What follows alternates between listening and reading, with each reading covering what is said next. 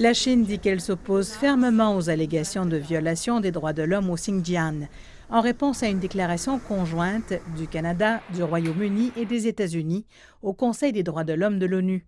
La déclaration conjointe sur la Chine, qui a été lue par l'ambassadrice du Canada, Leslie Norton, accuse la Chine de détenir arbitrairement plus d'1 million de personnes au Xinjiang. Elle affirme qu'il existe une surveillance généralisée dans la région qui cible de manière disproportionnée les Ouïghours et les membres d'autres minorités ethniques. Et elle accuse la Chine de restreindre les libertés fondamentales de la culture ouïghour. Dai Ruijun, l'une des 15 représentants chinois présents à la réunion, a déclaré que les accusations étaient basées sur les recherches de militants religieux d'extrême droite tels qu'Adrian Zenz. Sans aucune preuve, il accuse la Chine d'avoir commis des crimes contre les communautés musulmanes ouïghours du Xinjiang, mais dans le même rapport, le taux de croissance des Ouïghours est nettement supérieur à celui de l'ethnie Han. C'est donc évidemment contradictoire.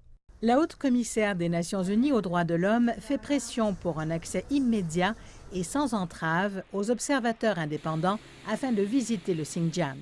La Chine dit qu'elle salue cette demande, mais qu'elle rejette toutes les allégations.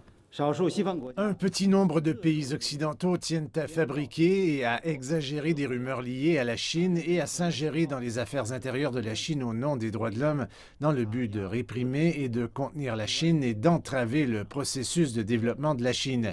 C'est forcément en vain. Le porte-parole du ministère chinois des Affaires étrangères a défendu les réalisations du pays en matière de droits humains, y compris ceux du Xinjiang. Il dit que ceux-ci sont universellement reconnus et que personne ne peut contester cela. Le porte-parole a ajouté que cela contrastait fortement avec, et je cite, « les propres bilans déplorables de ces pays injurieux en matière de droits de l'homme ». Fin de la citation.